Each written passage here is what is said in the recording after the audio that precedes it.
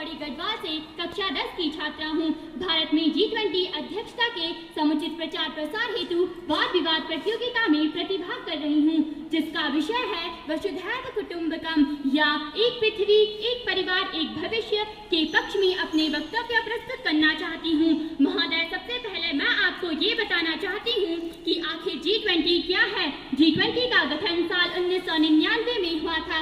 इसको हम group of 20 भी कहते हैं। यह यूरोपियन यूनियन और 19 देशों का एक अनौपचारिक समूह है। G20 शिखर सम्मेलन में इसके नेता हर साल जुटते हैं और वैश्विक अर्थव्यवस्था को बढ़ाने पर चर्चा करते हैं। शुरुआत में यह वित्त मंत्रियों और केंद्रीय बैंकों के गवर्नरों का संगठन हुआ करता था।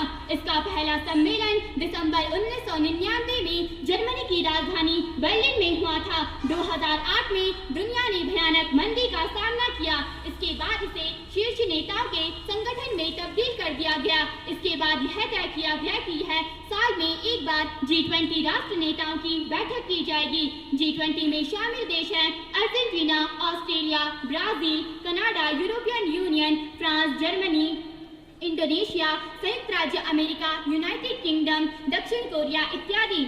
निश्चित रूप से भारत को G20 की अध्यक्षता एक ऐसे दौर में मिल रही है जो समसामयिक इतिहास में उतार चढ़ाव से भरी है। दुनिया सदियों में आने वाली उथल पुथल महामारी के मिजाजों के परिणामों से जूझ रही है। तेजी से बदलते इस वक्त में बेशुमार चुनौतियां हैं, जिसमें कोविड-19 महामारी, रूस यूक्रेन संघर्ष, अमेरिका चीन टकराव, बहुपक्षीय व्यवस्था का कमजोर पड़ना आदि शामिल है।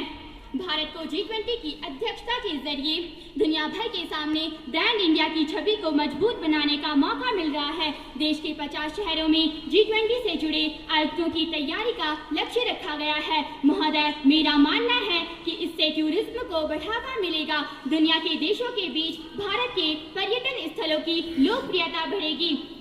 भारत लाइव आंदोलन पर ध्यान देने के साथ अमृत पहल के माध्यम से एक साझा वैश्विक व्यवस्था लाने के मिशन पर है, जिसका उद्देश्य पर्यावरण के प्रति जागरूक प्रथाओं और जीवन जीने के एक स्थायी तरीके को बढ़ावा देना है। महोदय, वैश्विक व्यवस्था की परिकल्पना एक पृथ्वी एक परिवार एक भविष्य उसकी खुद की भूमिका को अमली जामा पहनाता है, जो है वसुधैव कुटुंबकम। भारत ने यह साबित किया है कि वह महज से गुफों के भरोसे नहीं टिका है।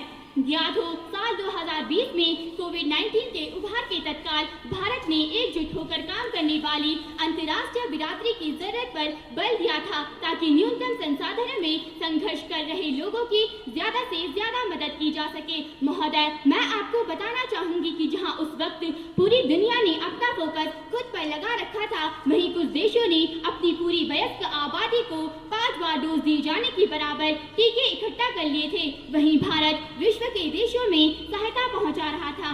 भारत का मानना है छोटे छोटे गरीब और अल्पविकसित देशों की बातें अक्सर अनसुनी कर दी जाती हैं। दुनिया की 5वीं सबसे बड़ी अर्थव्यवस्था बन चुका है और साथ ही वैश्विक जिम्मेदारी को निभाने के लिए पूरी तरह से तैयार है। महोदय, अंत में मैं यही कहना चाहूंगी कि हार हो जाती है जब मान लिया जाता है, हार हो जाती है जब मान लिया जाता है, जीत तब होती है जब ठान लिया जाता है। और इसी संकल्प के साथ भारत पूरे विश्व समुदाय को आगे ले जा रहा है और भारतीय परंपरा के इस मूल वाक्य को चरितार्थ कर रहा है। अयं निजः परो वेति गणना लघु चेतसाम उदाचरितानां तु वसुधैव कुटुंबकम। धन्यवाद।